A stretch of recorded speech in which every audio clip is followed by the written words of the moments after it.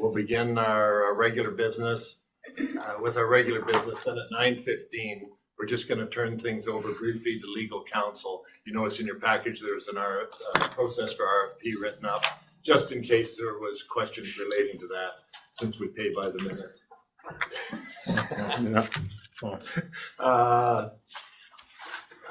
And Lisa Stiver from TDS will provide a short summary regarding the newly drafted RFP updates to our procurement policy. So just jump in, anyone, and tell me when it's 9:15 to go to that.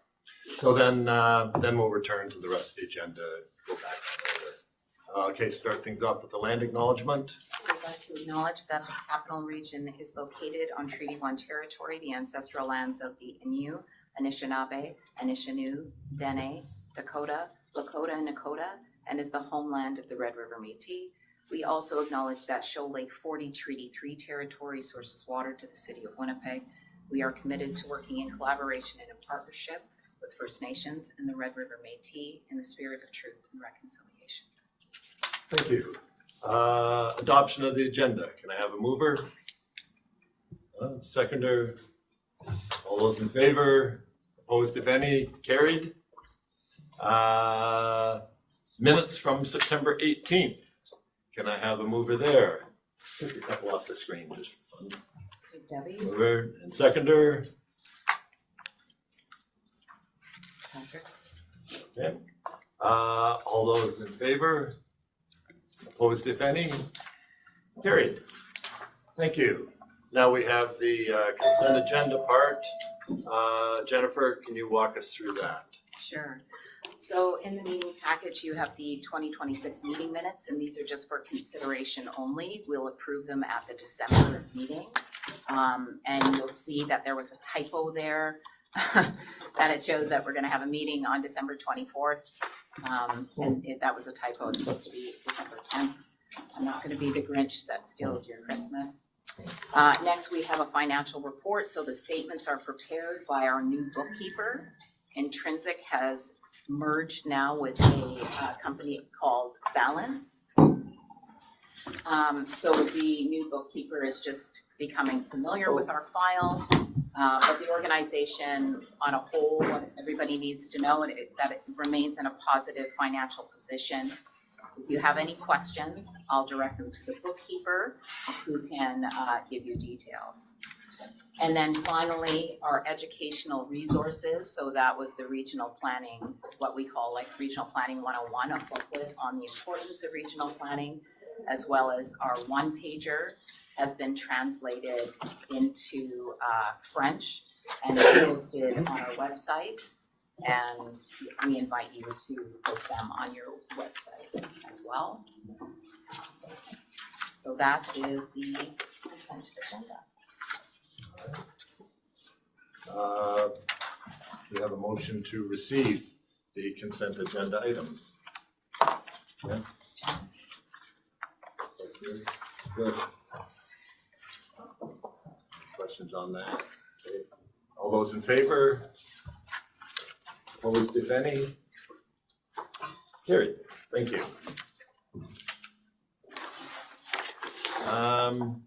Hey, I'm already at that part. Okay, so Lisa online? Is Lisa online? Not yet. Okay, and we'll keep moving and just circle back to that one. Where am I from there? Well, I think I can maybe just introduce. Oh, Do you want me okay. to just introduce the Yeah, maybe. procurement? Okay, so we've been working with TDS on an RFP template because we did not have one, and updates then to our procurement policy to ensure that it's in line with best practice.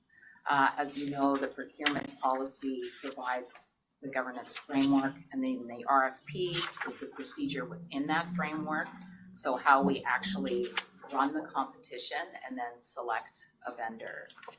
So I also wanted to add though that at our last meeting, Lauren had raised the importance of considering Indigenous procurement in our policies. So this is an important point. It's definitely something that requires thoughtful consideration and some time. So this is an important point that For now, we need a procurement policy and an RFP document finalized and in place to support some of our upcoming work and potentially consultants that we need for our FCM project. So in the new year, we'd like to revisit what Indigenous procurement approach might look like and how best to integrate that into our framework. So that is definitely something that we are going to consider very seriously in the new year. So now I'll see, is Lisa still, she's still not online? Okay, so we can just announce that. Yeah, as I say, a lot of that came from the fact that we didn't have a policy, so someone could question our, without having an RFP policy, we're open to criticism as to how we awarded a contract, if and when we had one. Kind of concept behind it. So I guess something we could potentially move on to maybe is my update on the regional plan. That Sure. way, that's something that comes up. So, so with respect to the regional plan progress, so as everybody knows, we are working on a new regional plan. So the approach has changed. So the planning process for that, Lisa's on. Lisa's on, kick on. You want to introduce? Okay. So she's on? Yeah. Okay. Would you So like me yes. to, I can pause and come back, just no problem. That's kind of the agenda. We're good. Okay, We're good.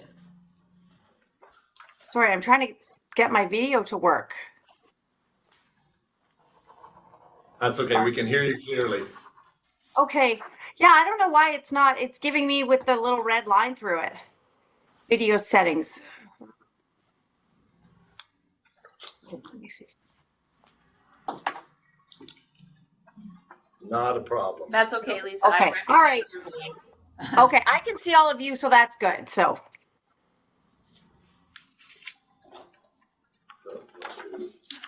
Okay, so this is Lisa from TDS. We've been working with her on an RFP template that's required for us to move forward. And then as well, she helped us update our procurement policy. So I've told them that, Lisa. So if you could now just take them through a summary of our work together. Thanks, Jennifer. So yes, I was approached, this is, well, I want to say several weeks ago, but it could have been a few months ago now. The time seems to be going by very quickly, for two reasons: to review the procurement policy and update it in accordance with the law and best practices, and then to review then a template for a tender document to be used in conjunction with that policy. So my understanding, and based on my review of the policy, is that you had a policy put in place a couple years ago. It looks like it was approved in September of 2023, and now it's been reviewed. So there's a draft, I believe, that you'll now be looking at, that has a current date. So what we did here in terms of updating is it wasn't a significant update, but we wanted to align the policy with best practices and procurement legislation. So two concepts in this policy generally. I just want to make sure everyone understands the differences. There's two concepts. One is authorization to make purchases, and you'll see that we made some changes there in terms of purchasing limits and authorizations, how to accommodate purchases that are in the annual budget, and then which subsequently become funded purchases that are that then have to be approved after the annual budget. Limits in terms of authority. But then the second piece of it, and that's probably what you're more familiar with, that's probably something that you already had in place. We've just amended it. The second aspect of it is on the procurement process. So depending on the value of the purchase, there are two concepts in the policy that apply to that particular purchase. One relating to the authority, like who can approve it, who can sign for it. And the second one being, how do you get there? What process do you use in order to make that purchase? So in terms of the second aspect, so legally, my area that I do a lot of work in is on the procurement process. So you probably all know this, but you're subject to the trade treaties, and specifically you're subject to the Canadian Free Trade Agreement and the New West Partnership Trade Agreement, which is for the Western provinces. So those trade agreements have values in them. And when you hit the certain thresholds of the values, then it changes your obligations from, let's say, just making a sole source purchase or going to get, let's say, 3 bids or 3 quotes to a full open market tender process when you hit those thresholds. So we revised the policy to make that clear at which point you would do one of those methods. And I'm just looking here to see if there's anything else that we cleaned up some of the authority provisions to make it consistent with best practices. But other than that, you always did have a policy. We've now just refined it. Great. Does anybody have any questions for Lisa or about the documents in general? Super. Therefore, we have, 2 motions related to that? So then, Lisa, thank you very much for your time. We should probably leave her on in case we have a mover and a seconder, and then someone has a comment. Okay. So There I I am. like. yeah, There I there's so there's 2 motions. Now I'm here. First motion is that the board approve the request for proposal template for organizational use. Need a mover and a seconder? Elizabeth? All those in favor? Opposed, if any? Carried. Thank you. The second one is, motion is that the board approve the updated procurement policy. I need a mover and a seconder. Mover, Brad. Seconder. I have a question. Oh, yeah. Yep. So on the procurement policy, what was it based on? Like, what did the attorney use as a template for this RFP? She may have touched on it. I might have missed it there. But what template did you use for establishing this procurement policy? So what was given to me was your policy that was in place in 2023, and then we made revisions to that. Okay, and the revisions you made were based on what basis? Oh, I'm looking at the updated trade treaties and just looking at best practices in terms of hitting the procurement value thresholds. Okay, thank you. Okay. Any other questions? Okay. Do we have a yes. mover? We have a second? Do we have a seconder on that? I Yeah, thought I we had a believe we second. did. Yeah, Shane. Yeah, Okay. Same second, yeah. All those in favor? just a bit more discussion Oh. on that, sorry.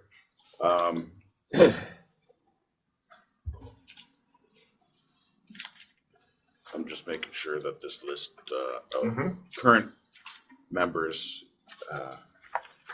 includes everybody that's still here. And nobody that isn't on page 1 of the RFP.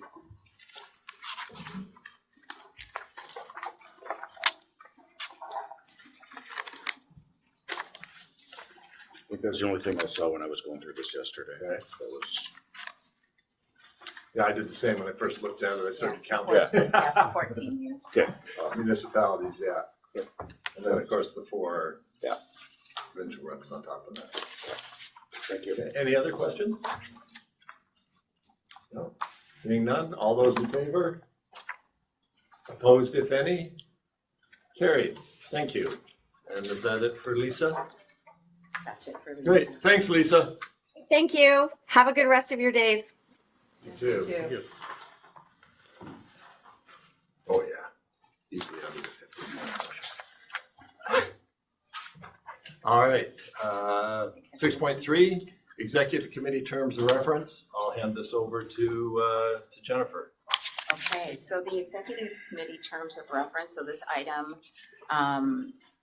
was updated. The main reason for the update was to allow the board to appoint or nominate members to the executive committee outside of the AGM. Previously, we only had that within the AGM. So this gives us more flexibility to keep the committee active throughout the year.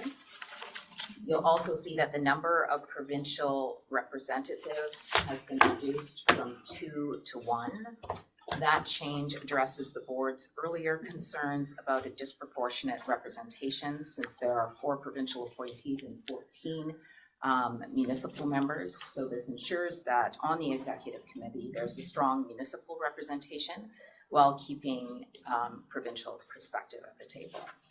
So when updating the terms of reference as well, I had originally included a clause that allowed the chair to delegate the chair position to another provincial appointee. And the intent behind this was to ensure that all provincial appointees had the opportunity to participate in the work of the executive committee. So I just want you to understand why we drafted it the way we did, and some of the things that were considered. Okay, so I guess before discussion, yes, we need a mover and a seconder for the executive committee terms of reference. Because I know there is some discussion. Shane moves, seconder, Armand? Any discussion? Yes, Howard. On the executive committee members, the board shall serve, and then the part about appointing a director may designate another provincially appointed director.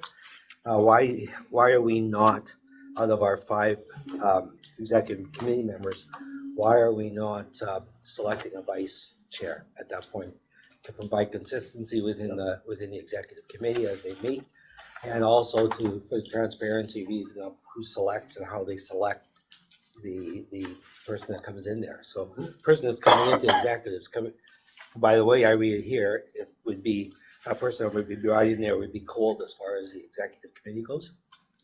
So I would sooner see us do what other organizations do and have the executive committee elect a vice president amongst the 5 people, and then that way the consistency would continue and the board would know who's filling in the positions and who.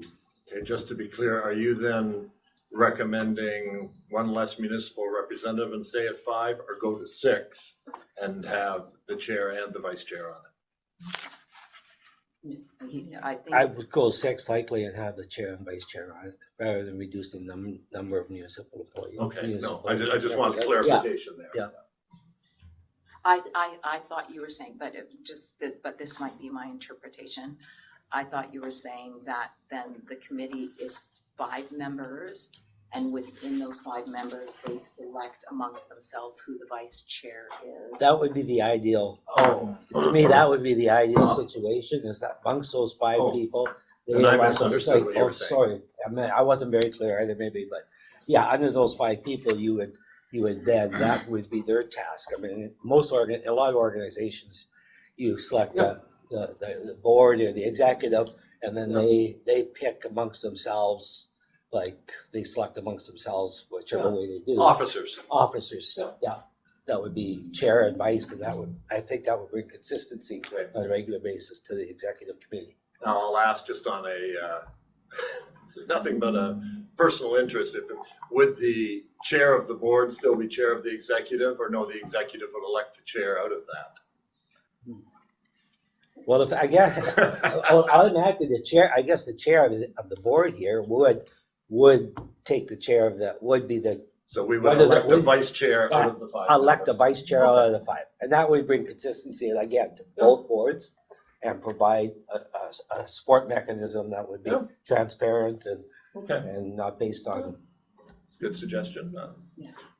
I guess I don't want to know from a logistics perspective if the chairman, yourself in this instance, is the chair of the board, the executive, and then you designate someone else, are they, how you are the chair, so how does that functionally work? If you've designated the vice chair to the board, in Elmer's scenario, who becomes the chair? Yes, well, I think when we got, that's what I was asking when we went to 6 type of thing, when, I think what Delmer's saying, and let me know if I'm incorrect, is we still have the same 5 people, 3 municipal, City of Winnipeg, and chair of the board, as in the provincial representative.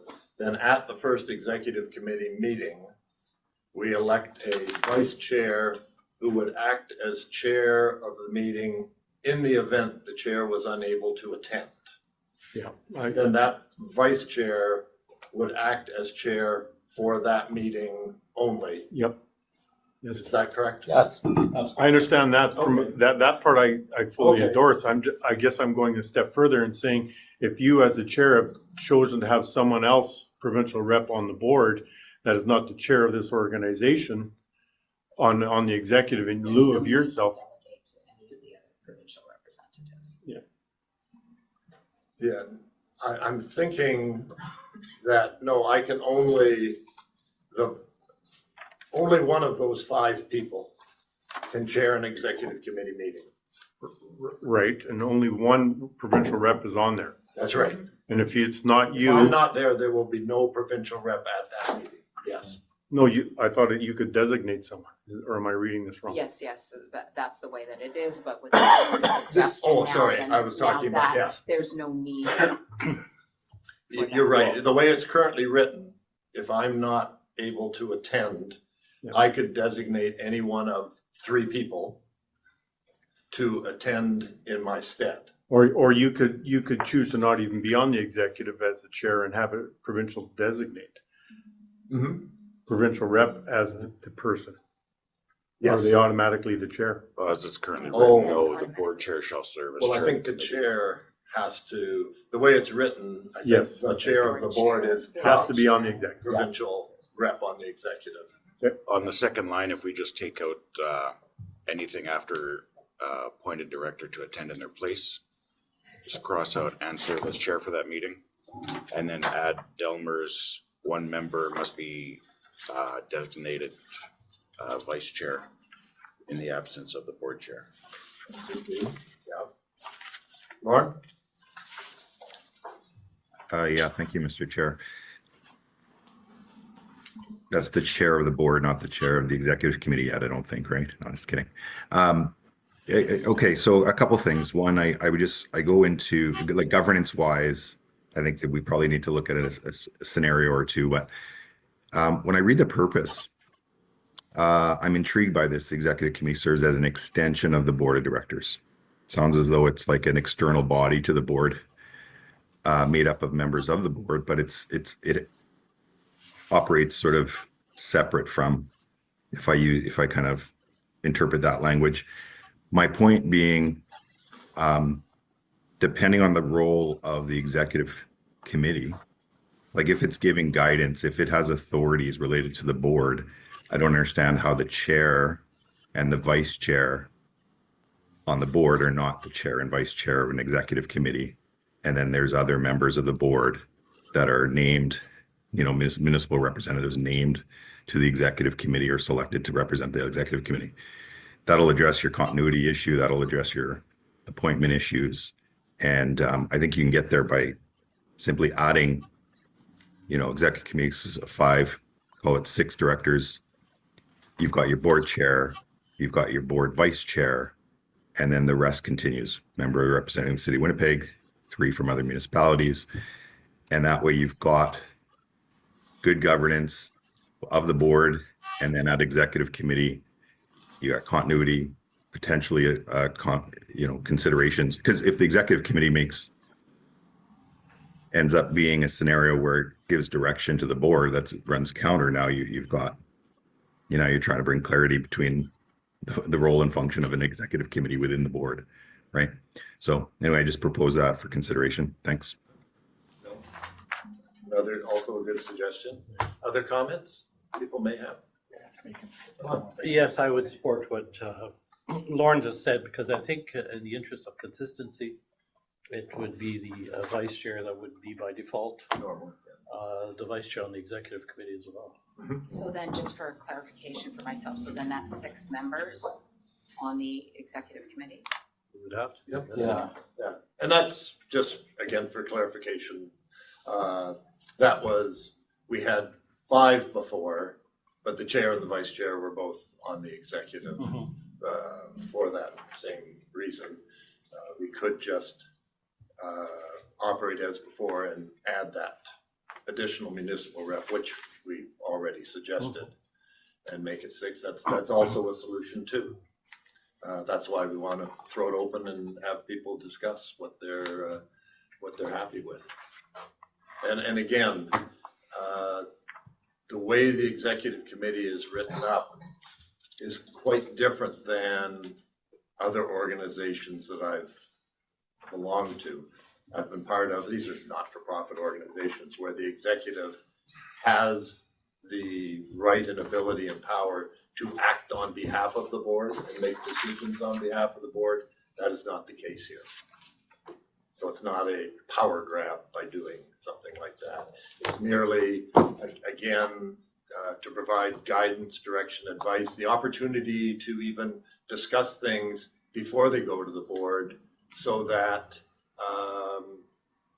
we're not going in circles and taking up your valuable time.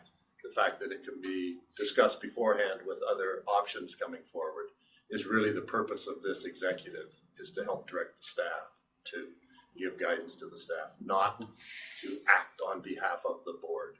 In fact, the only time I think we kind of acted on behalf of the board before was when we had that banking issue and we needed some signatures real fast. So we called the executives that signed these bank cards because we had to change an account. That was pretty well it in 2.5 years. So if I'm reading the nods, and again, correct me if I'm wrong, an amendment to the motion would be to increase to 6 members by adding the vice chair to the executive committee. Is that kind of what you're talking about? That seems to be one of the. We're just looking for nods here before we write something up. That's where I'm at. Okay.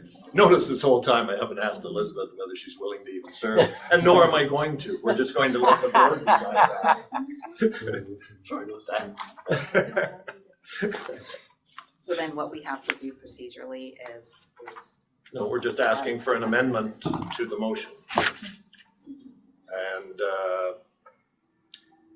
so we need some quick thinking amendment. Does anyone have that or can create that kind of wording for us?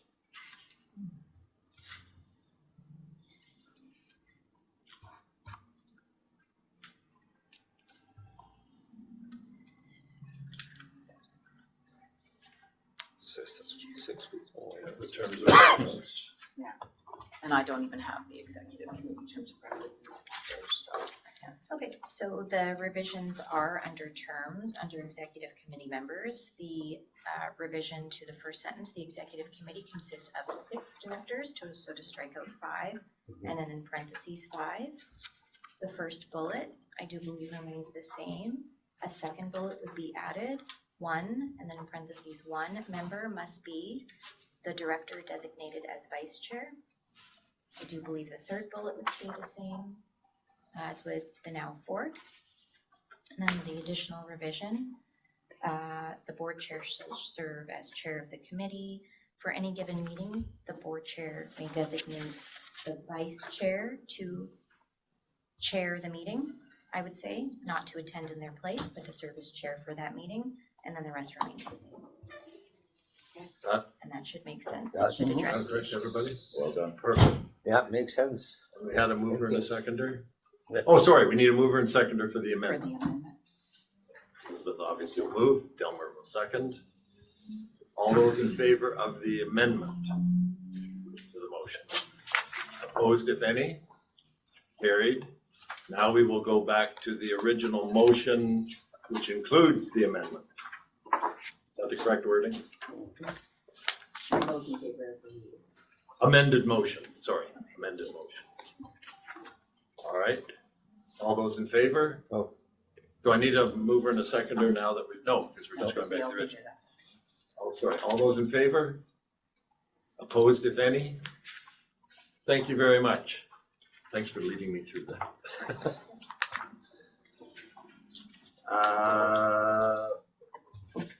Where am I now? Executive committee.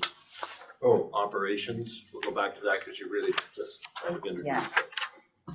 Yes, so, the update on the regional, plan. So the planning process for the renewed regional plan. We're not supposed to then talk about how we do nominations to. Oh, yes, yes, and then. I've interrupted the regional plan Yeah. twice. That's okay.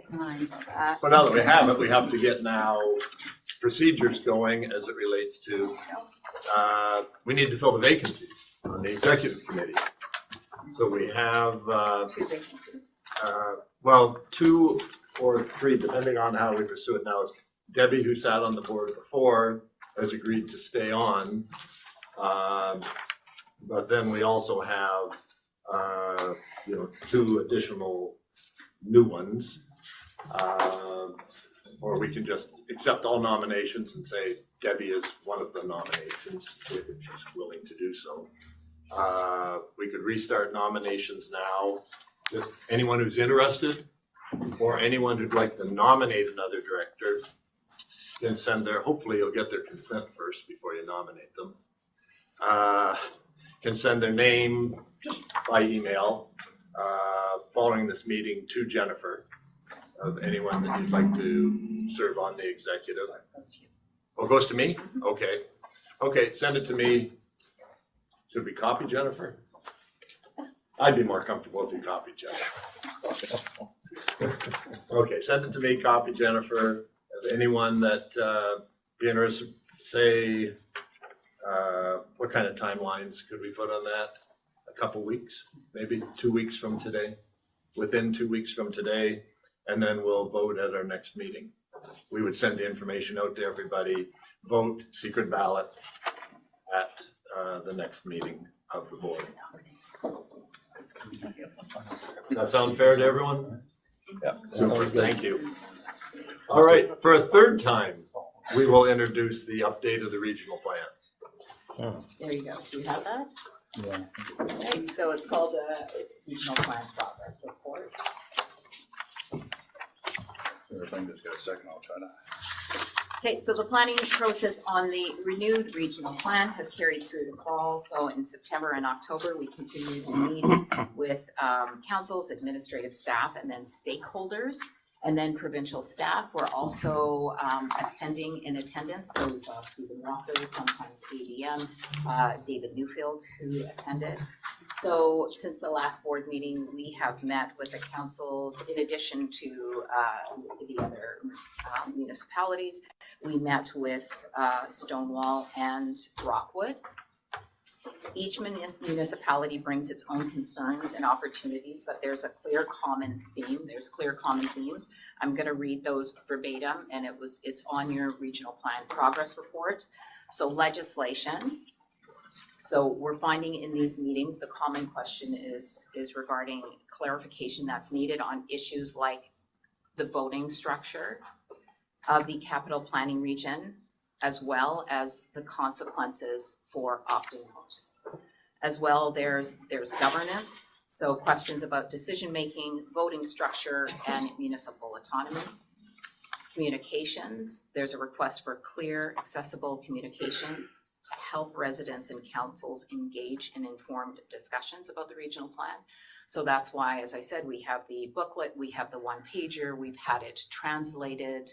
And then we are also working on videos, and so those short clips and sound bites so that it's easy for councils as well to discuss with their community members. Infrastructure and growth, of course, there's concerns about water, transportation systems, and fair funding distribution. And then economic development and land use. So there's questions about land use, regional employment centers, and sharing economic benefits. So your concerns, the concerns that we've received during these meetings are being brought back to the minister, either by the province, but as well when we go into meetings with the minister, these are brought forth. So for the technical planners working group, there's no update there, but the next meeting is going to be October 29th. Yes, I had a comment on governance, if I could. I Yes. just wanted to make a comment there. Yes. I think one of the points there as well is the importance of representation. That's one of the things that I've spoken about several times. And I don't know how important it is to the rest of the people on the board, but I feel that when there are people that have to be represented in certain sectors, that it's important that we make sure that they are included here, that we don't overlook that. And was that a concern as well that you brought forth in Yes. our meeting with Taché? So then Several times, to that's- yourself, to the minister, and to the chair. Yeah, so then that would be brought forth to the Minister of Municipal Relations because we collected that feedback. And Yes. then as well, after every meeting, then they report back.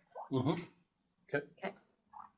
But if for some reason the representation isn't here, if they can't be here for whatever reason, it's incumbent on us to make sure that they are apprised of the developments as they transpire. Is that reasonable or? Okay.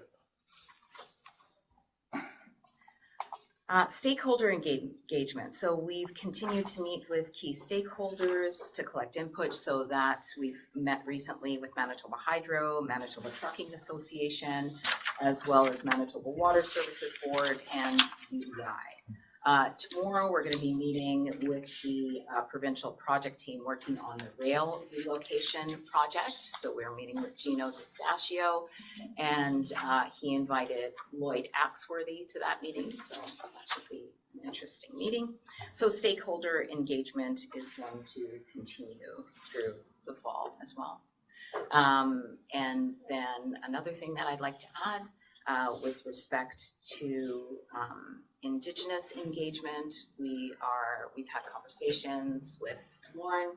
We're hoping to meet with the elected officials of Manitoba Métis Federation sometime in November, and we're hoping to have discussions as well with Treaty 1.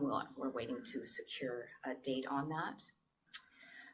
So regional plan, the renewed regional plan. So staff are refining the themes identified in June into strategic goals, actions, and policy direction. Work is ongoing. There's no updates there currently. As a reminder, we've committed to having a new plan that will be available, drafted by spring. Communications, we've talked about the fact that there are now French resources. Legislation, so the Capital Planning Region membership regulation is now in effect. This formally enables the withdrawal of Selkirk, Dunnottar, St. Andrews, and West St. Paul. So I sent that update to the board, but I thought I'd put it on here as well, because that was the one thing that was also requested by councils, is that they wanted to understand what was going on around the board table. And we don't want to put that onus on the mayors and reeves and councillors who are around this table to have to communicate that. So this regional plan progress report is something that's now sent out to the CAOs. And so they are able to understand what's going on around this table, conversations. As well, so Braid Solutions report, the What We Heard report on Bill 37 review has been shared with municipalities and planning districts. The province is required to table its independent review of the Planning Act and the City of Winnipeg Charter by October 29th.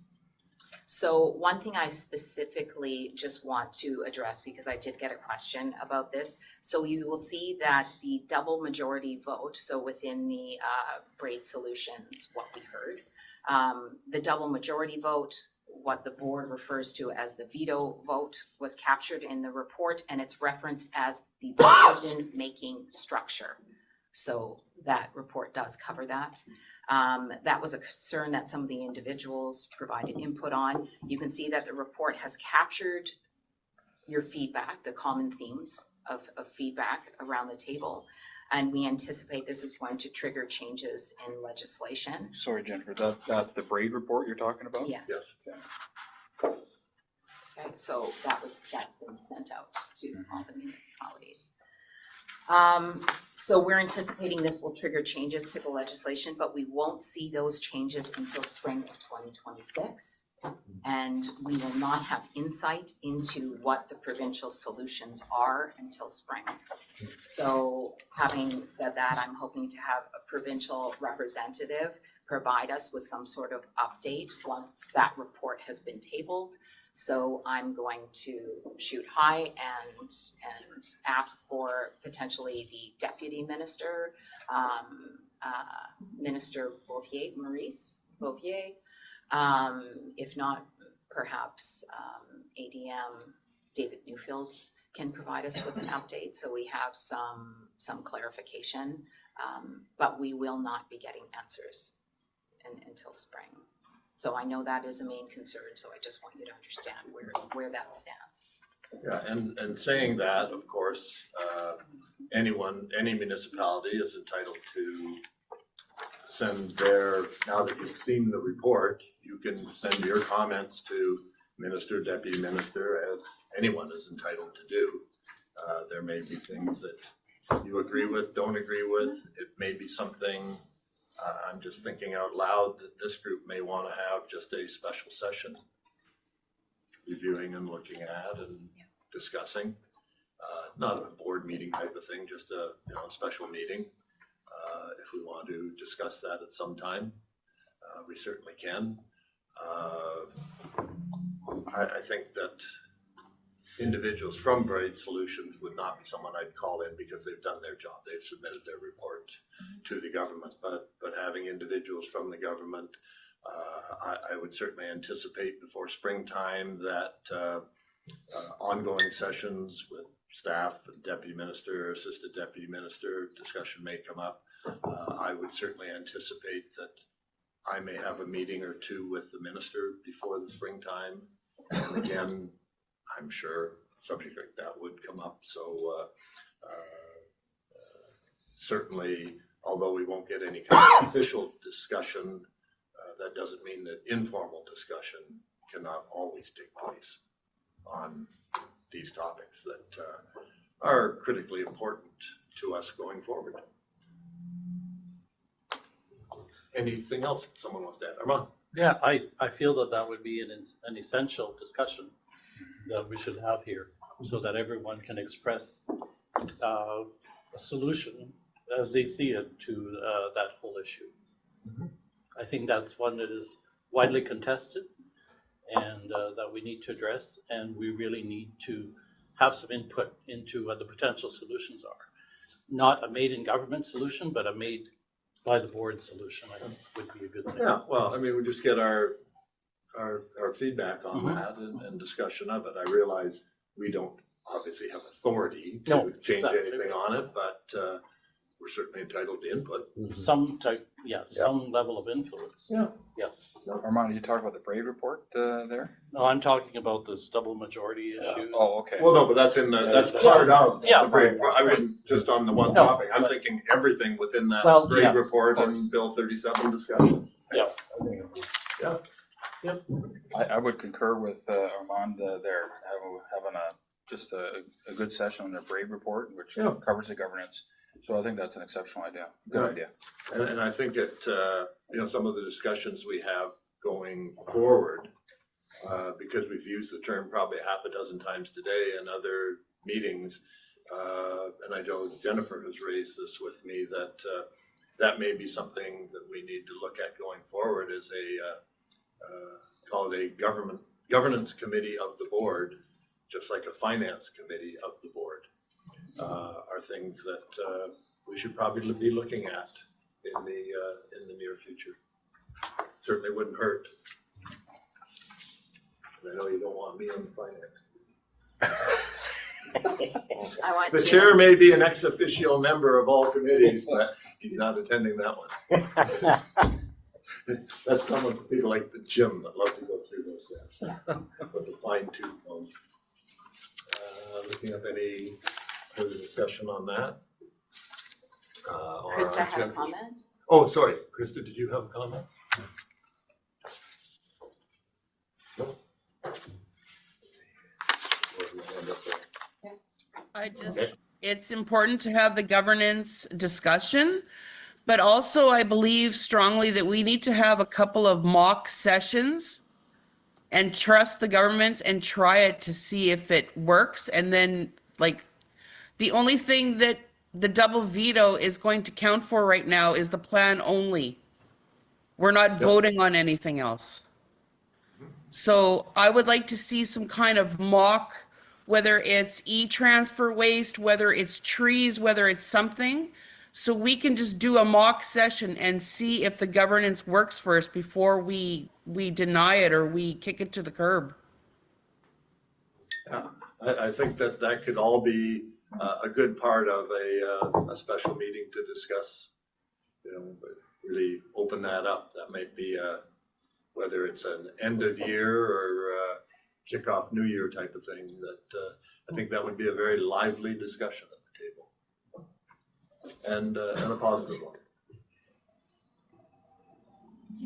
Question. Yeah. Jennifer, I'm wondering if you can share any background or context on the discussions you had with the stakeholders. I'm particularly interested in your discussion with Manitoba Hydro and Trucking Association, and just curious about if over the course of your discussion you identified possibilities for collaboration or shared priorities. I'm thinking with hydro energy needs. We've talked Yes. about that at this table, or with Trucking Association, some of the problems they're running into with interprovincial trade barriers or transportation network, anything like that. The meetings that we've had are really great and they're quite detailed though. Sure. We could probably provide you with a summary of that, but I think when we're going into these meetings, one of the main things that we want to know is, do you see a place for the capital planning region and a regional plan? Will that help you? Will our work align with some of the problems that you are seeing? And we are seeing that. That's helping, but I do think that we could provide you with a report so that we can kind of share what some of that feedback is. Nothing that takes too much work. I'm just curious about the discussion. Yeah. No, it's good to get that. But you know what, feedback. I'll also hand it over to Nat, and maybe Nat can. So part of the process will be to have a what we've heard report, so you will definitely have that at some point. I anticipate that.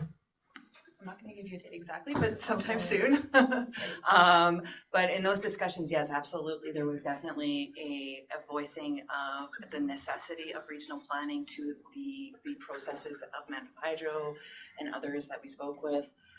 It was definitely identified as a gap in terms of governance and in terms of implementation of policies.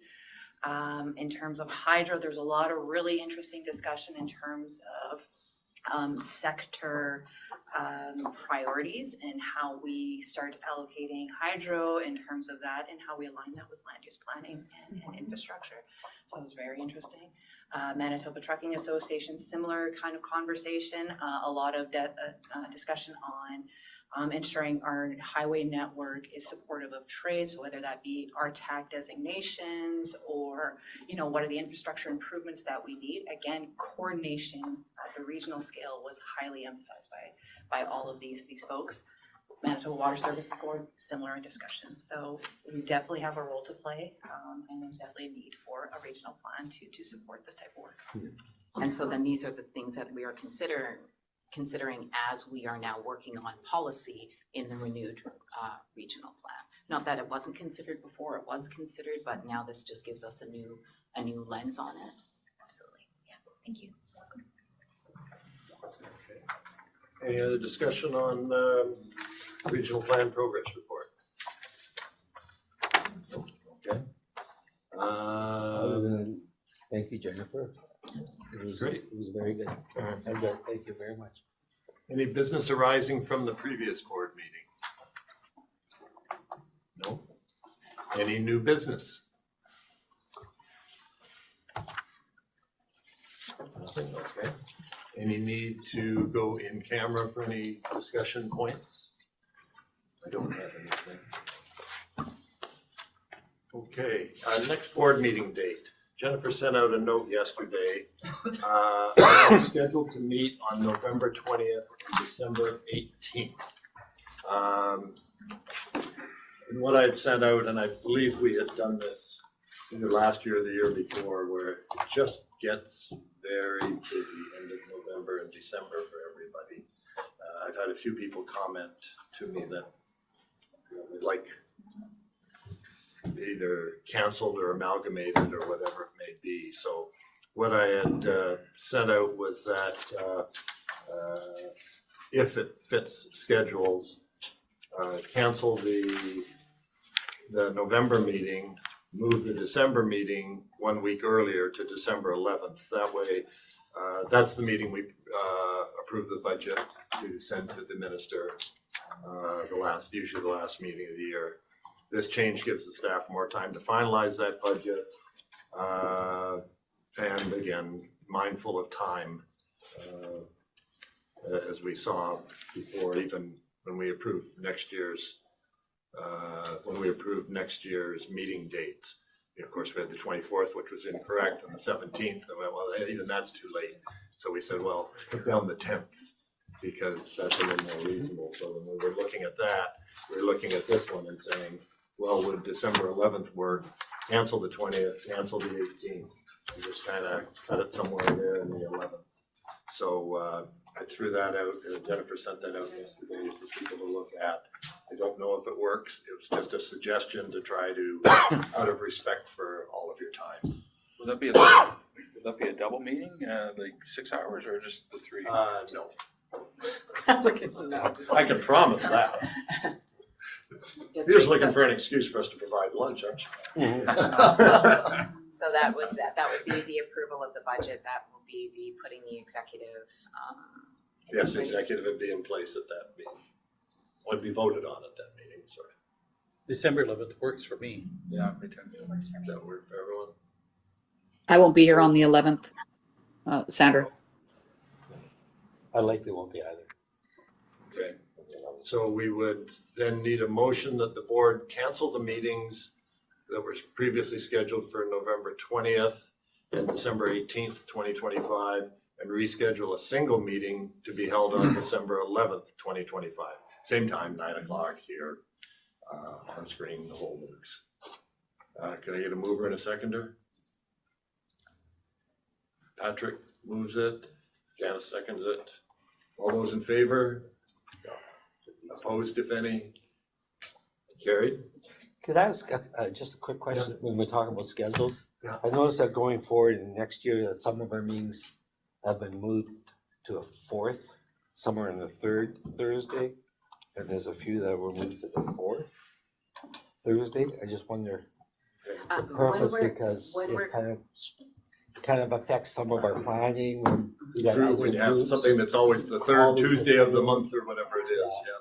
So we're looking at all of the events and schedules and committee meetings and everything. So I had Jonas just kind of look at everybody's schedule and plan around that. So that's why there's not that consistent every third Thursday.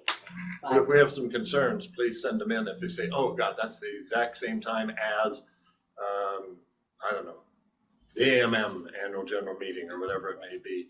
I know we tried to move up the March one to stay away from March break. There's a lot of people, children, grandchildren, et cetera, maybe going away then or doing something. So we kind of put that one, I think we put that one March 20th or 19th or something like that, as opposed to the end of the month, and various events like that go on. And then also these are just, we want you to secure them in your schedule. They may be canceled. But we just want to ensure that we have a meeting every month. Which is always a good idea. But Yeah. in our situations, put placeholders because it's, yeah.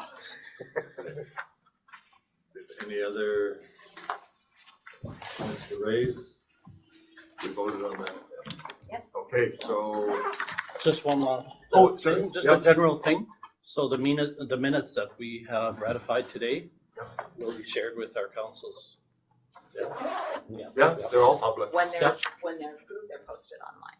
Right, good, We put them on our site too. right. But the And- minutes they're going to see are the minutes from the past meeting, not. That's from correct. September Yes. 18th. The ones that are ratified, and that's good. Okay. Okay.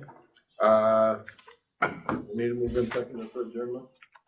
Oh, okay. Mover, Second, I'll second. seconder, all those in favor, adjournment, opposed if any, carried. Thank you for everyone online. Thank you for our 5 external viewers that watched.